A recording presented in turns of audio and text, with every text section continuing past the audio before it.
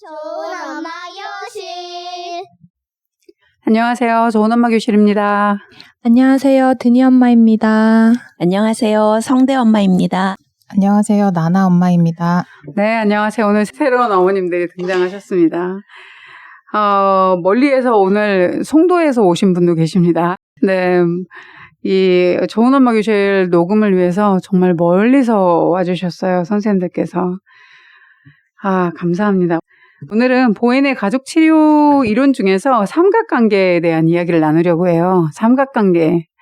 모든 가정에서 피할 수 없는, 보혜니 맨 앞장에서는 삼위일체 뇌 이론을 이야기했어요. 거기에서의 이제 삼각, 여기에서의 삼각, 굉장히 이제 다른 차이를 가지고 있습니다. 이든이 어머님 삼각관계 자연스럽게 돌아가죠? 지금 3명이니까. 자동입니다. 자동이죠. 네. 그렇죠. 그럼 삼각관계가 뭘까요, 도대체? 167페이지입니다. 삼각관계는 정서체계의 기본 요소며 가장 작고 안정된 관계단위다. 상당히 좋은 말로 들리죠. 좋게 기능하면 정말 좋은 거죠. 그리고 이 삼각관계는 가족 안에서 영원하다. 우리는 삼각관계 안에서 계속 돌아갈 수밖에 없어요. 최근에 삼각관계 경험 있으신 분이 얘기해 주실 수 있을까요? 저는 가볍게는 18개월 아들이 한 명이 있는데요. 아들한테 그렇게 아빠 욕을 해요. 가볍게 해요. 가볍게. 두나, 아빠는 유모차 커버를 언제쯤 잘 다루실까? 이제 아빠가 앞에 있는데 아빠한테 얘기하면 되잖아요. 근데 두나 이렇게 하면서 애기한테 이제 얘기를 하는 거예요. 그런 식으로 아빠 욕을 계속 애기한테 하고 있더라고요. 네, 아빠를 움직이게 하기 위해서 이제 아들을 자극하는 거죠. 네. 그걸 아빠가 빤히 보고 있는데 그게 가벼운 얘기일지 모르겠습니다. 지금 보혜는 매우 심각한 이야기를 하고 있습니다. 저는 요즘에 이제 아들 성적표가 나왔는데 참 볼만하더라고요. 정말 제가 애를 셋 키우는데 이런 점수를 볼 거라고는 상상하지 못했던 점수를. 그러면 어떻게 해야 돼요? 아들이 점수가 낮으면 아들에게 가서 이야기를 해야 하잖아요. 근데 우리는 순간 돌아갑니다. 저 미움이 어디로 가요? 남편한테. 네, 남편한테 가요. 그리고 이제 남편하고 만날 시간이 더 많으니까 돌려서 계속 말을 하는 거죠. 왜 성적이 그럴까? 왜 공부를 안 할까? 난 그런 점수를 처음 보네. 이렇게 이제 살살 하면 아빠가 화가 나서 내가 손을 쓰지 않아도 어떻게 해요, 아빠가? 아들을 찾으시죠. 이렇게 문제를 직접 해결하지 않고 옆으로 돌리는 걸 삼각관계라고 얘기를 합니다. 그런데 이 삼각관계를 왜 돌리냐? 긴장 때문이다. 이렇게 얘기해요. 갈등 때문이다. 이렇게 얘기를 하는데 부부가 이제 단 둘이 있을 때는 둘이 문제가 발생되면 단둘이 있으니까 둘이 해결을 했잖아요. 네.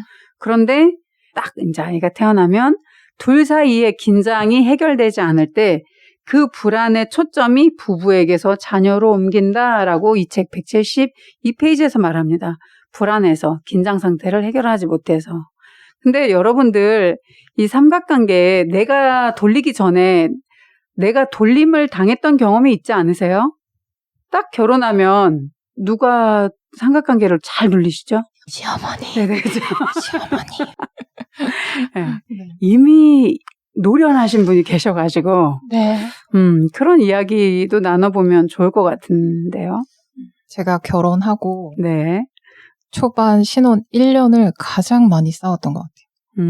진짜 많이 싸우고 남편이 외동이어서 이제 삼각관계에 완전 완벽하네요. 네, 꼭지점을 네. 담당하고 있다가 저랑 결혼을 하고 이제 어머니와 저의 기싸움 같은 게 시작이 됐는데 자꾸 어퍼컷을 날리실 때 저는 그걸 이제 퍽퍽 맞기만 하고 있었는데 처음엔 맞죠. 네, 계속 피를 질질 흘리다가 네. 근데 지금 생각해보면 그때가 그 삼각관계를 새로운 삼각관계라고 이제 만들기 위해서 뭔가 변화되는 그렇죠. 시점이 아니었을까.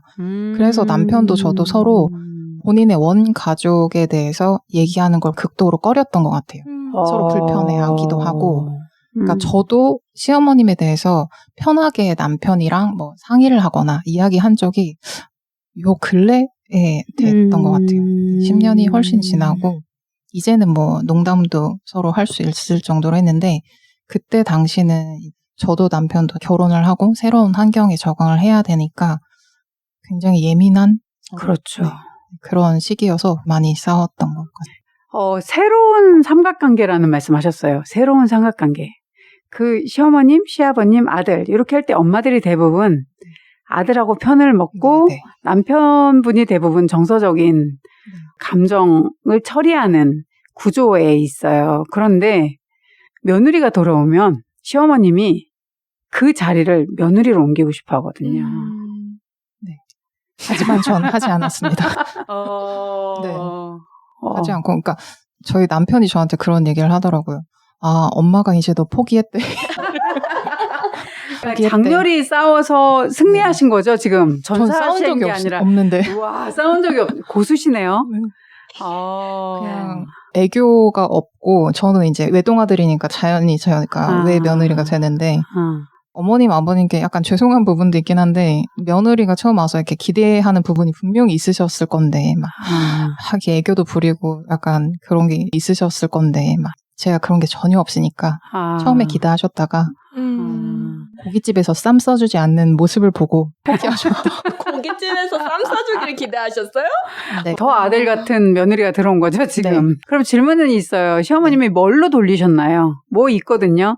뭐 손주로 돌릴 수도 있고 경제적인 걸로 돌릴 수도 있고 일로 돌릴 수도 있고 여러 가지가 있어요. 처음에는 일이었던 것 같아요. 일이었고 아무 그런 게 없었을 때는 직접 불쌍한 위치로 스스로 걸어 들어가시는 느낌. 아, 이제 너희 집은 불편하니까 내가 밖에서 숙소를 잡아서 잘게 이렇게까지 표현을 하셔서 네. 스스로 약간 약자인 거. 그래서 아들아, 넌 결혼을 해도 날 챙겨야 한다. 약간 그런 게 있으셨던 것 같아요. 그럼 어머님은 발생인, 증폭인, 억제인 세 역할을 혼자 다 욕심이 많으세요. 바쁘시겠네요. 부지런한 분이시라. 변화무쌍하신 분이셨네요. 그럼 성대 어머님은 그 시어머님 경험이 어떻게? 저희 어머님은 아들한테 엄청 집착을 많이 하세요. 거기도 외아들이신가요? 도련님이 있지만, 계신데도 네네. 장남이세요? 장남이고 도련님이 한 분 계시긴 하지만 거의 두 분이서 번갈아 가면서 하루에 몇 번씩을 오고 가는 두 분은 두 형제를 말씀하시나요? 네네. 어머님의 두 아들? 네, 두 형제가 가까이에 있거든요. 그러니까 다른 지역에 살다가 결국에는 시동생이 이사를 왔어요. 매주마다 부르는 그 성화에 못 이겨서 충주로 와서 직장을 잡고, 예, 그래서 힘이 더 세신데요? 더 강렬하신데요? 어머님이 두 아들을 모두 다 옆에 네네네네. 거의 같이 살다시피 하시는 것 같아요. 그럼 선생님하고는 같이 안 사세요? 저하고는 좀 거리를 두고 계십니다. 선생님의 남편분께서 네. 시어머님과 더 가까이. 네. 매일 왕래를 하십니다. 정말 에브리데이 매일이에요. 네네. 문자 그대로 매일. 예, 거의 매일인데, 네. 그러니까 어디를 간다거나 이러면은 미리 사전에 얘기를 해요. 나 회사에서 어디 가야 돼서 없으니까 연락하지 마세요. 이렇게 통보를 해놓고 가야 편안하게 있다가 올 수 있는 그런 상황입니다. 그래서 저희가 어디를 가도 네. 뭐 바닷가를 다녀오겠습니다. 이런 말을 전혀 하지 않고 그러고 지금까지 다녀오고 지금까지라면 몇 년 정도? 26년 가까이를 그렇게 살았습니다. 여기에서 이제 불안의 초점을 부부에게서 자녀에게로 옮겨진다. 그 위에 부분 보면 이런 말이 있어요. 제3자가 추가되면서 안정적일 수 있다. 예컨대 갈등이 심한 결혼은 자녀의 탄생 이유보다 더 조화로울 수 있다. 부모는 그들의 불안의 초점을 부부에게서 자녀에게로 옮긴다. 이게 참 좋은 말로 써 있는 것 같지만 이런 겁니다. 부부가 단 둘이서 그 가정의 문제를 제대로 해결하지 못할 때 그게 자녀에게로 옮겨간다는 말이거든요. 자, 제가 이제 두 분께 여쭤봤는데 두 분의 시어머님, 시아버님은 정말 사이가 좋으시죠? 아무 말씀도 없으십니다. 지금 입을 꼭 다무셨습니다. 두 분 어려우시죠? 굉장히 어려우시죠.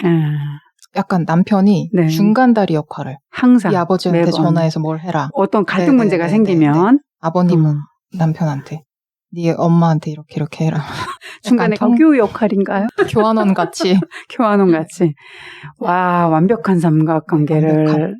그때 정신분석 공부 안 하시고 결혼하신 거죠? 네. 제가 왜 그랬을까요? 이게 얼마나 무서운 구조인지 알거든요. 이쪽 공부를 하시는 분들은. 근데 이제 우리가 그걸 당연한 것처럼 생각하잖아요. 맞아요. 아들과 엄마가 친해가지고 아버지는 바깥일 때문에 바쁘시니까 그렇게 다니시는 걸 당연한 것처럼 생각하는데 보혜네 가족치료 이론을 공부하시면 이게 얼마나 고질적인 일인지에 대해서 얘기를 하고 있습니다. 이든이 어머님은 어떠세요? 거기는 뭐 시어머니께서 손을 못 대셨죠? 저희 어머니 화이팅! 저는 공부하고 결혼을 해가지고요. 저희 어머니도 여러 가지 다 시도해보셨거든요. 돈으로도 해보시고 병으로도 해보시고 전화로도 해보시고 이제 하셨었는데 뭐 다 잘 안 되셨어요. 그래서 예전에는 그런 거 있었어요. 정말 자주 전화를 하셨는데 무슨 일이 있어서가 아니고 그냥 전화를 하시는 거예요. 밥은 먹었니? 이런 안부 전화로 하시는데 남편한테 전화를 해서 남편이 전화를 안 받으면 저한테 전화를 꼭 하시고 왜 제가 전화를 안 받는지 이젠 그거를 나무라시기도 하시고 근데 저는 안 받았어요. 부재중 전화가 왔으면 제가 전화를 드려봐도 됐겠지만 남편한테 혹시 어머님이 전화하셨었냐. 그래서 남편한테 먼저 하셨으면 남편이 통화를 하도록 계속 이렇게 했었던 것 같아요. 처음에 이제 구조적으로 이제 부모님들이 효라는 이름으로 이렇게 땡기시거든요. 네, 그게 안 되면 이제 아프시고, 맞아요. 그게 안 되면 농사를 지시면 이제 농사 일로 이제 맞아요. 하시고, 맞습니다. 그러다가 안 되면 시아버님이 이제 사고를 치셔요.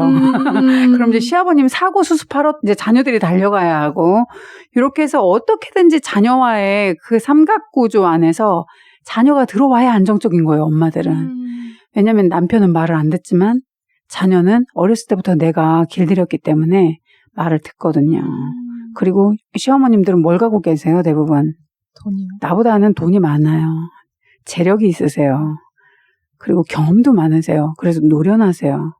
거기에다가 자녀도 다 키워놓으셔가지고 이제 시간적인 여유도 있으세요. 이러니까 아주 여유롭게 그 삼각관계를 돌리십니다. 네. 지금 제가 생각이 드는 건 저희 원 가족이 엄마, 오빠, 아빠 이렇게 있었기 때문에 제가 자연적으로 그곳으로 가지 않았나? 그런 생각이 갑자기 드네요. 선생님, 엄마, 오빠? 네네, 아빠. 이렇게. 네. 네. 저희 원 가족도 제가 오빠가 한 명 있는데 엄마가 굉장히 오빠에게 집착 아닌 집착을. 아우, 첫아들 낳아보세요. 얼마나 예쁜지. 네. 지금 이든이 어머님도 뭐 거의 네. 정신이 예뻐요. 예쁘죠? 안 됩니다. 안 됩니다. 지금부터. 그래서 그게 익숙하고 편해서 스스로 그 삼각관계에 그렇죠. 갔다는데, 자연스럽게 네, 네. 들어가죠. 근데 그게 이제 처음에는 불나방이 불이 죽는지 모르고 들어가는 그렇죠. 것처럼. 그럴 줄 몰랐죠. 네, 그냥 네. 밝아서 다가갔는데. 네. 그러니까 이미 원가족 안에서도 나도 내 부모님과 함께 네. 그 위치에 있을 수 있고요. 그리고 결혼해서 시댁과의 과정 속에서 삼각관계를 또 경험하고요. 또 내가 가정을 만들어서 내 가정 안에서 삼각관계가 또 경험되는 겁니다. 그래서 삼각관계는 가족 안에서 영원하다라고 말을 하는 거죠. 나 이 관계에서 내가 좀 벗어나야겠다. 이런 의식이 드는 게 비트겐슈타인은 불가능하다고 말해요. 왜냐하면 그렇게 젖어서 살아서 그게 자기의 세상이거든요. 아니 뭐 다른 거가 있을 때 질문을 던지잖아요. 그래서 이제 성장하면서 지식이 들어오고 다른 가족 구조를 보면서 새로운 지식이 들어오면서 질문을 던지기 시작하는 거죠. 네. 여기는 근데 너무 잘 멋있게 벗어나셔가지고 근데 성대 어머님도 어쨌든 네. 두 아드님은 시어머님과 같이 계시지만 왠지 선생님은 조금 자유로워 보이는 듯한 느낌이 있어요. 저는 지금 아주 상당히 자유롭습니다. 어떻게 남편이 그럴 수 있죠? 그렇게 남편이 강력한 시어머님을 두시고. 방어를 너무 잘해주는 상황이에요. 그러니까 처음에는 제가 그 맏며느리인데 가서 맛있는 것도 해드리고 싶고 해드려야 된다는 의무감을 가지고 있었던 것 같아요. 근데 하루도 안 빼놓고 가는 남편의 모습을 보면서 어머님, 아버님의 안부를 다 듣고 잘 계시다는 거 확인하고 먹을 것도 잘 챙겨오는데 굳이 내가 갈 필요가 있나 싶은 생각이 어느 순간 들더라고요. 그래서 남편도 제가 안 가는 거에 대해서 불만을 갖지 않았어요. 전혀. 그래서 이제 가끔씩 시골을 다녀오면 남편이 그래요. 엄마가 왜 그렇게 성대 엄마는 연락도 안 하고 한 번 오지도 않냐 이런 얘기를 하신다. 그 처음에는 되게 불편해서 바로 전화를 드렸어요. 근데 어느 순간부터는 어머님이 고기를 드시고 싶으신 거구나. 모시고 나가서 얼굴 보여드리고 고기를 맛있게 이렇게 대접해드리고 나면은 한 달 정도는 아무 일 없이 조용하게 넘어가는 괜찮은 그런 집이 루틴인데요. 되었습니다. 근데 선생님이 참 착하시네요. 대부분의 아내들은 내 남편이 매일 시댁을 간다? 이걸 이렇게 관대하게 허용하기가 쉽지 않은데 오히려 선생님을 보호하기 위한 장치다. 이런 식으로 지금 말씀을 하시니까. 네. 예전에 제가 아기를 낳았는데 100일도 안 된 아기였어요.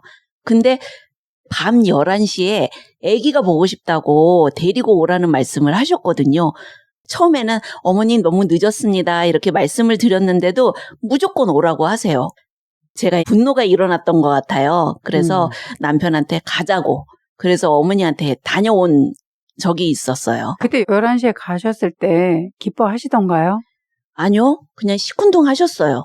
내일 올 줄 알았는데 왜 왔니? 이런 말씀을 하셔서 정말 어이가 없었던 그런 상황이었습니다. 지금 옆에 선생님들이 다 지금 고개를 막 이렇게 뒤로 절레절레. 네. 아우, 저런. 지금 제가 이제 공부를 하고 책을 읽고 이럴 때 어머님한테 가끔씩 전화가 올 때가 있어요.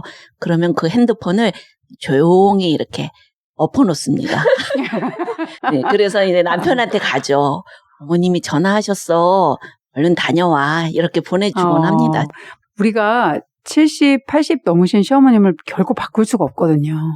그래서 내 남편과 내가 적절하게 이렇게 밸런스를 조절할 수 있는 방법을 찾으셨다는 측면에서는 훌륭해 보이기까지 합니다.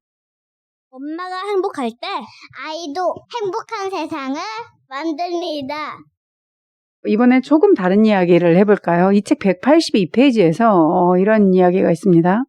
부인은, 그러니까 아내는 남편에게 자신의 불행에 대해서 말하고자 한다. 지금 힘든 거에 대해서 말하고자 해요. 그런데 부인이 그것을 말하려고 하는 그 시점에 그녀와 남편은 모두 그 문제에 대해서 이야기하지 못할 정도로 너무나 흥분해 있고 반발한다. 이러한 비생산적 교류는 점차 두 사람에게 불쾌한 주제를 거론하지 못하게 한다. 부부가 서로 이야기를 꺼내서 문제를 해결해야 되는데요. 말이 나오는 순간부터 이제 감정적으로 되는 거예요. 그래서 부부가 해결할 수 없는 상태가 되는 겁니다. 그래서 내가 누구를 사용해요? 내 말을 잘 들어주는, 그리고 나를 정말 사랑하는 내 자녀를 삼각관계 안에 넣게 되는 이제 현상이 벌어지는 걸 얘기를 합니다. 선생님들 이런 실수들 한 번 정도씩은 해보지 않으셨어요? 결혼하고 신혼 초에 가장 많이 싸운다고 그런 이야기들이 있는데 저도 신혼 때 가장 많이 싸웠던 것 같아요. 서로 남남으로 몇십 년 동안 살다가 한 집에서 이제 부딪히면서 산다는 게 쉽지 않다는 걸 그렇죠. 정말 많이 느꼈던 네. 것 같아요. 특히 신혼 때. 근데 저랑 남편만 결혼한 게 아니라 가족들이 그 뒤에 포진하고 있잖아요. 그렇죠. 많은 가족들이. 지금 침대에 몇 명이 누워있나요? 미어 터집니다. 미어터집니다. 그렇죠. 네. 그래서 그런 서로의 부모님 그리고 불편한 얘기들을 꺼낼 때마다 굉장히 발끈하고 정말 이 책 내용처럼 차마 뭔가 입에 뭐 담지 못할 얘기를 하는 것처럼도 이렇게 불편해하고 어려워했던 그런 시간들이 좀 있었던 것 같아요. 그렇죠. 부부싸움만큼 강렬한 게 없어요. 굉장히 많이 사랑하기 때문에 그만큼 굉장히 독한 에너지도 나오고 말도 나오죠.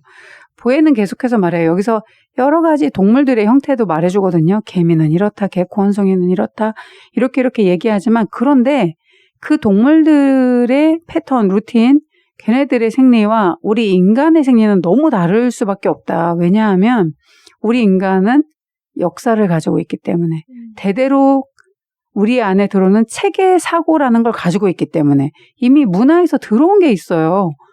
그러니까 너무 다른 대대로 몇 대 내려온 그 문화와 문화가 충돌하는 거죠. 그래서 해결이 안 되는 거죠. 그때 이제 이성을 사용하기보다는 우리는 감정을 사용하기 때문에 일단 분노가 올라오면 뇌가 멈추죠. 그때부터는 어마무지한 언어들이 오갑니다. 이럴 줄 몰랐을 언어들이. 그때 자녀들을 우리가 사용하는 경우가 없으신가요? 근데 저는 조금 그 나나 어머님은 제가 경험하기에는 상당히 좀 이성적인 분인 것 같아요. 자녀를 집어넣으셨을까 싶어요. 그게 너무 안 좋다는 걸 제 원가족에서 많이 보고 자라서 정말 안 하려고, 조심하셨죠? 네, 조심했던 것 같아요. 그리고 조심 또 조심. 진짜 아이들 키우면서 그거밖에 없는 것 같아요. 조심 또 조심, 고민 또 고민. 네, 정말. 네, 실수를 워낙 많이 하고 자라고. 그리고 저는 그게 저희 원가족에서 엄마가 오빠와 아빠와 있던 그 삼각관계가 제가 느끼기에는 그게 약간 차별이라고 생각이 들었어서 저는 절대 그러지 말아야지 하는 생각을 많이 하고 아이들을 양육했던 것 같아요. 선생님은 지금 자녀가 4명입니다. 와, 성별은 어떻게 됩니까? 딸, 아들입니다. 완벽하죠. 출산 전에 우리가 꿈꾸는 성별이잖아요. 딸들, 아들들 이런 말들 많이 하잖아요. 맞아요. 완전 300점. 그렇죠. 어떤 분은 아이를 봄, 여름, 가을, 겨울 낳으려고 첫 아이를 이제 봄이라고 지은 거예요.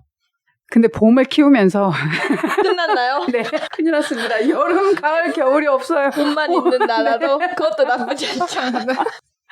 와, 근데 4명의 자녀를 두면서 이런 밸런스를 지키기가 정말 어려울 텐데 내가 겪었던 아픔을, 내가 겪었던 상처를 기억하시는 거죠.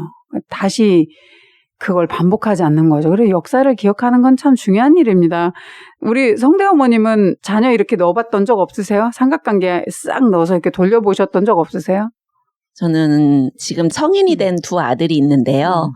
저희 작은 아들이 네. 그러니까 큰아들하고 이렇게 성향이 다른 것 같아요. 큰아들은 어릴 때부터 이렇게 사고를 쳐도 겉으로 드러나게 대놓고 사고를 치는데 저희 작은 아들은 아주 조용한 듯 하면서도 돌아보면 완전히 폭탄이 터진 듯한 그렇죠. 그런 사건이 조용한 아이들이 사고 많이 치면 일어났어요. 근데 지금 20 몇 살이 되었는데 학교 다니면서 교우 관계가 많이 얽히고 설키고 이런 관계가 있었던 것 같아요. 뿐만 아니라 금전적인 문제가 이렇게 오고 가면서 아들이 나중에는 혼자서는 감당을 하지 못할 정도로 많은 일들이 벌어지더라고요. 남편한테 얘기를 했는데 문제를 해결하기보다는 화를 먼저 내더라고요. 그래서 감정적이 되시는 거죠? 네, 감정적으로 해결을 하려고 해서 이제 제 딴에는 남편을 의지할 수가 없는 상황이었어요. 그래서 혼자서 감당하기에 너무 힘이 들어서 큰아들한테 어떻게 처리했으면 좋겠냐. 그래서 삼각관계를 이루면서 제가 도움을 요청했던 그런 일이 있습니다. 근데 가족이기 때문에 또 성인이 된 아들한테 도움을 받을 수는 있거든요. 그렇다고 해서 삼각관계는 아닌데 이제 무게의 중심을 큰아들한테 넘겼을 때가 삼각관계거든요. 네. 그러면 선생님께서 지금 이제 남편은 너무 감정적이시니까 배제하고 더 이상 남편에게는 묻지 않고 네. 선생님과 큰아들과 남편에게는 결과만 이제 알려주고 그러니까 상의를 하거나 그런 일은 아들하고 셋이서 모여가지고 얘기를 많이 했었어요. 근데 제가 봤을 땐 선생님께서 그 정도 하시면 적절한 도움이라고 볼 수 있을 것 같아요. 내가 너무 삼각관계로 큰아들을 뭐 힘들게 했다거나 이 생각까지는 가실 필요는 없다. 그런데 앞으로 그 일이 발생될 때마다 계속 큰아들을 통해서 문제를 해결하는 구조가 굳혀진다면 그건 이제 삼각화라고 네. 말할 수는 있죠. 그게 지금 굳혀져 가려고 하는 문제가 생기기 때문에 그 일을 큰아들에게 맡기면서 너무 깔끔하게 처리가 된 거예요. 그래서 그 뒤로는 동생의 돈 문제에 대해서는 동생이 일을 해서 돈을 벌어와도 무조건 형이 돈 관리를 하고 형이 허락을 해주지 않으면 동생은 아무데도 돈을 쓸 수 없는 그런 상황이 만들어졌어요. 그래서 그 상황을 큰아들이 잘 해결하니까 제가 큰아들한테 되게 의지를 많이 하게 되더라고요. 선생님 역할도 이제 서서히 빠지는 네, 거죠? 네, 네, 네. 그러면 삼각관계 맞습니다. 네. 삼각화. 아들이 너무 신뢰가 가더라고요. 네. 남편을 신뢰하고 싶은데 아들이 더 신뢰가 되더라고요. 근데 그 문제가 어떻게 연결이 되냐면 동생은 혼자 나가서 일을 찾고 싶어 하는데 형은 절대로 혼자 너를 내보낼 수 없다. 네 옆에는 내가 있어야 너의 그 어려움이나 그런 상황들을 내가 이렇게 책임져 줄 수 있다. 그런 얘기를 해서 계속 말리는 거예요.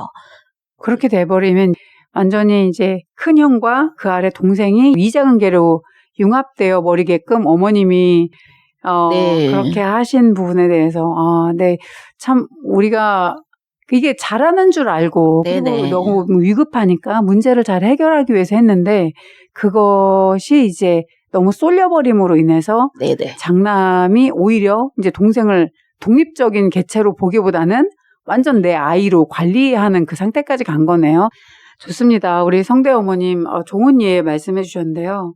이든이 어머님도 제가 알기로 집에서 상당히 똑순이로 알고 있어가지고 제가 한똑 했습니다. 한똑. 그러면은 이제 상당히 신뢰하는 자녀가 됐을 확률이 있죠. 네, 제가 이제 집에 문제를 다 해결하고 계획하고 처리하고 뭐 그런 부분들을 제가 다 제가 이제 그 이든이 어머님의 어머니를 뵀던 적이 있는데 그런 말씀 하시더라고요.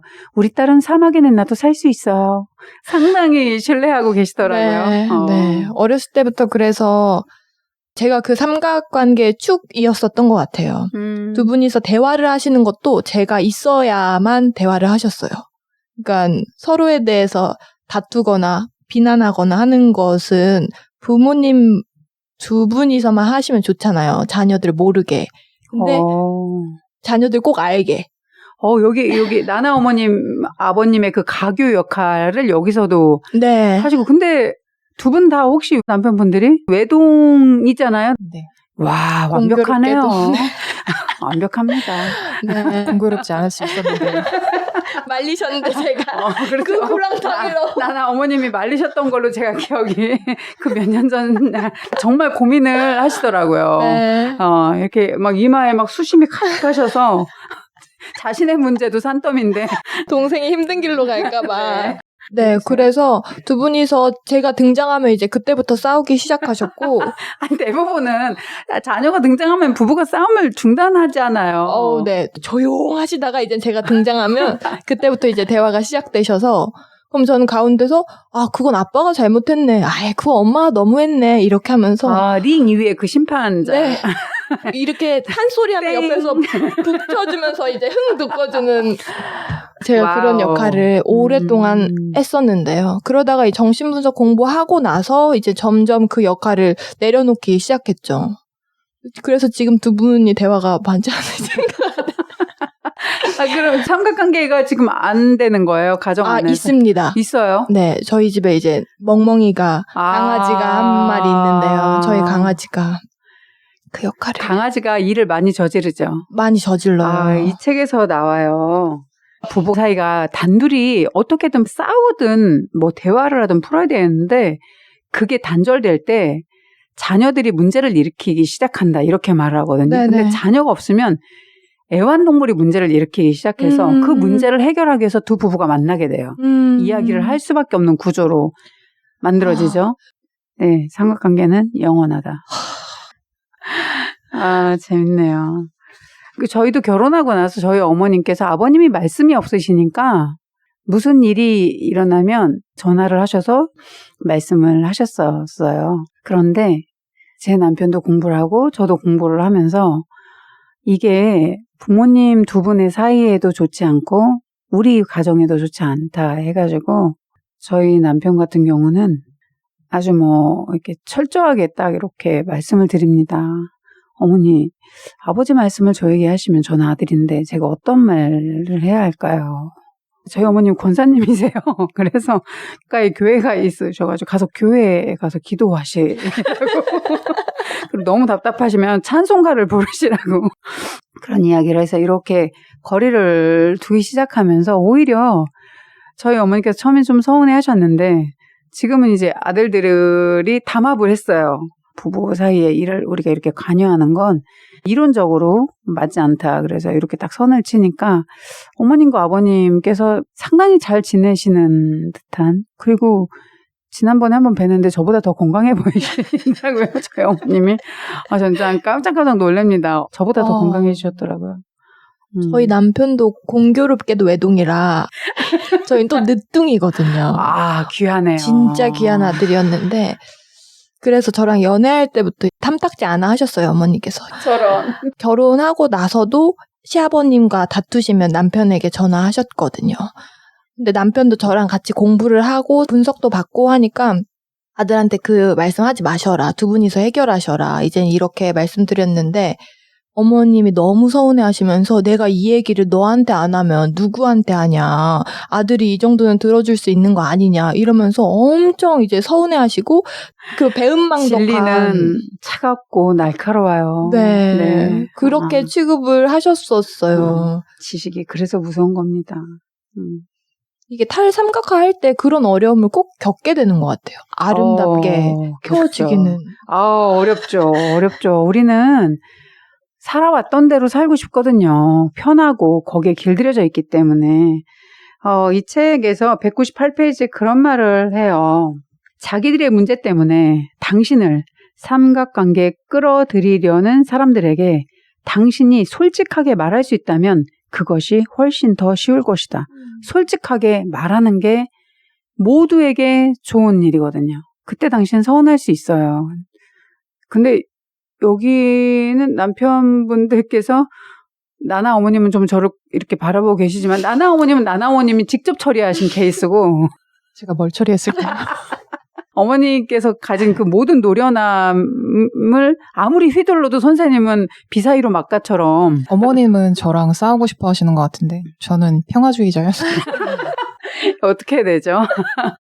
며느님들이 어머님으로부터 자유로우려면 어머님께서 가지고 계신 것을 내가 갖지 않으려고 하면 되거든요.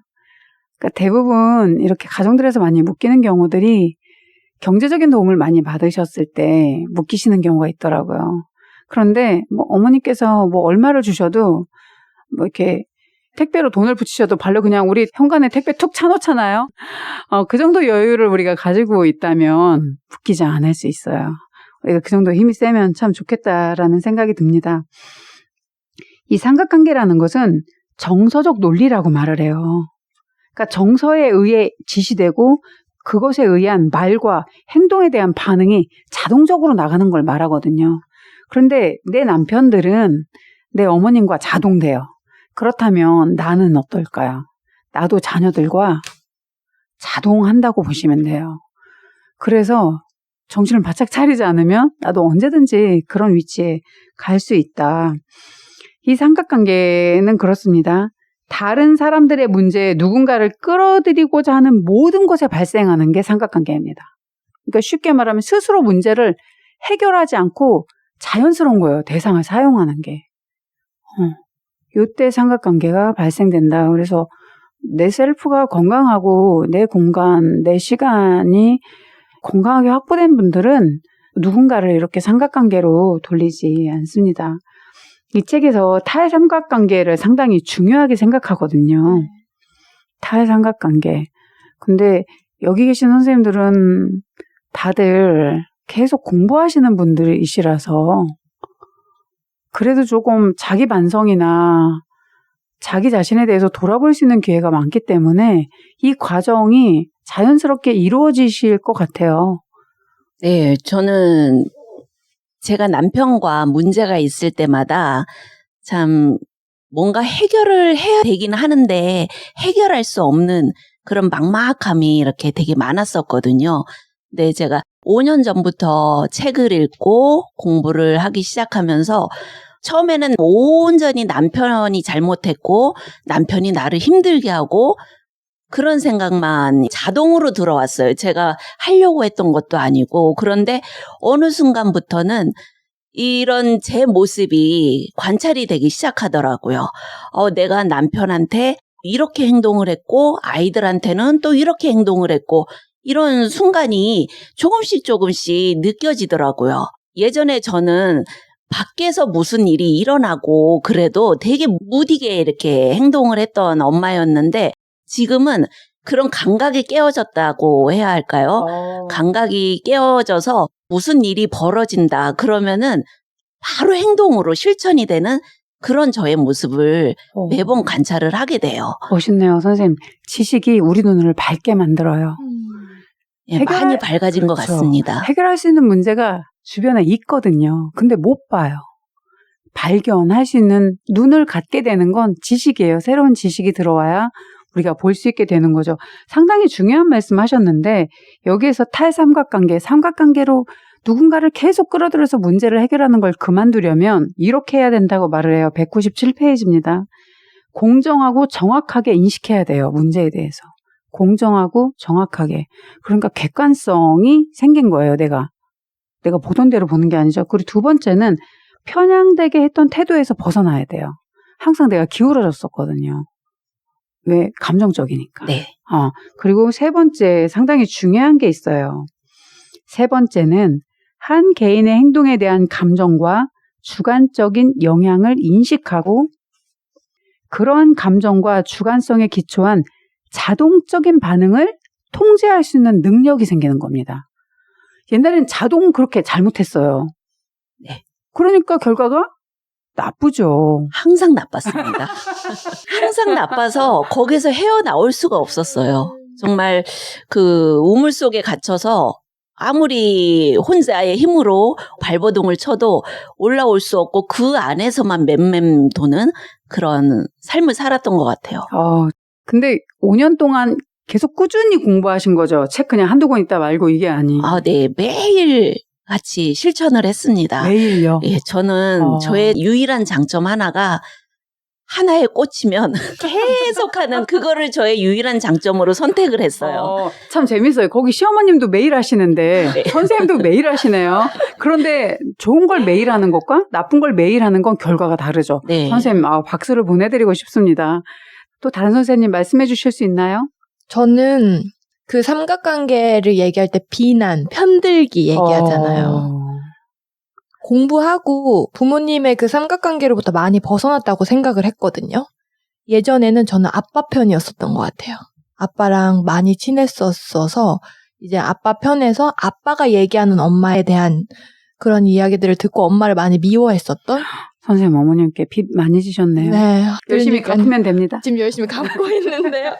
엄마에 대해서 새롭게 해석이 바뀌면서는 엄마 편이 됐었던 거예요. 근데 제가 그걸 인지를 못하고 있었어요. 아빠와 거리두기를 했기 때문에 해결됐겠지라고 생각을 하고 있었는데 어느 날 정신 차리고 보니까 엄마 편에 서서 아빠를 비난하고 있더라고요. 근데 그것 또한 새로운 형태의 삼각관계잖아요. 한 달쯤 됐을까요?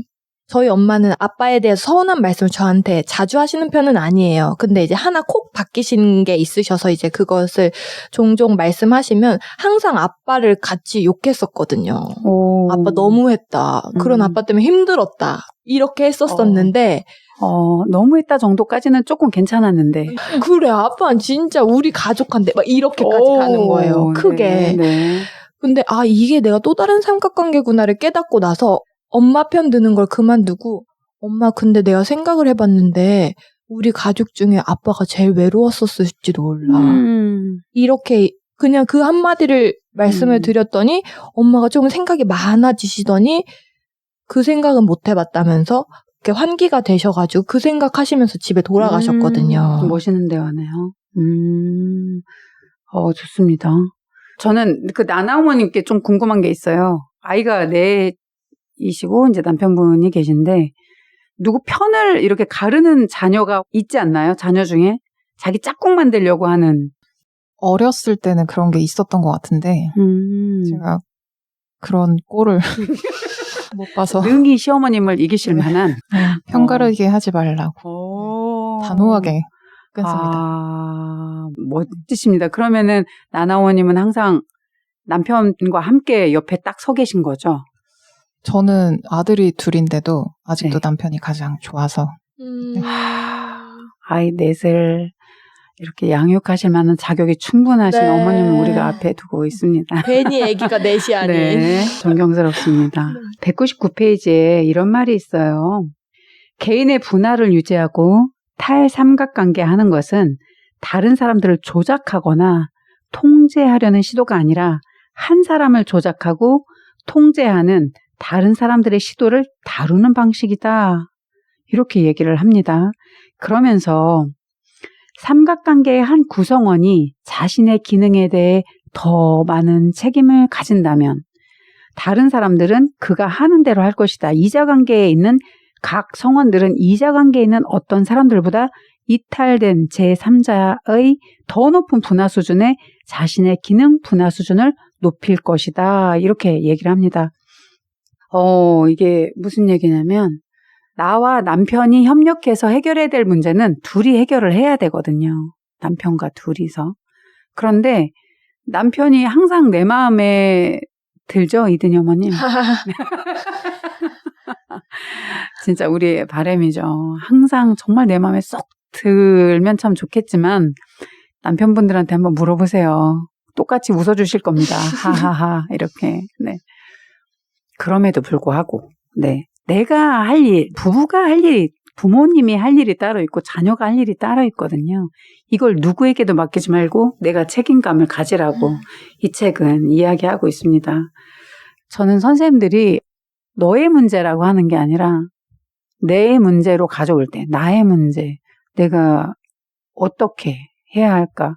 정신분석을 반대하는 안티오이디푸스를 쓴 들레즈가 정신분석의 위험성에 대해서 말한 게 뭐냐면 자꾸 과거로 가서 과거를 탓하는 것들에 대한 거예요. 과거의 증상을 가지고 계속 이야기하는 것들. 저는 정신분석이 진짜 힘을 발휘할 수 있는 이유는 저는 과거를 가져와서 말해서가 아니라 과거와 미래를 바꿀 수 있는 현재, 지금 내가 무엇을 할 수 있는가에 대한 질문을 계속 던지게 하는 게 진짜 정신분석이 아닌가. 왜냐면 현재를 바꾸잖아요. 그럼 과거와 미래가 바뀌어요. 과거가 아름다운 추억이 되죠. 그리고 미래는 준비된 나의 행복의 어떤 길로 걸어가는 그런 상태가 되죠.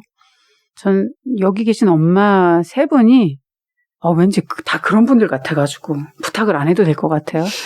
지금 이렇게 좋은 모습을 계속 하셨으면 좋겠습니다. 이 책 읽으시면서 나는 이런 부분에 대해서 이번에 나를 발견했습니다. 혹은 내 가족 구조를 발견했습니다. 이런 것들 말씀해 주시면 좋을 것 같습니다.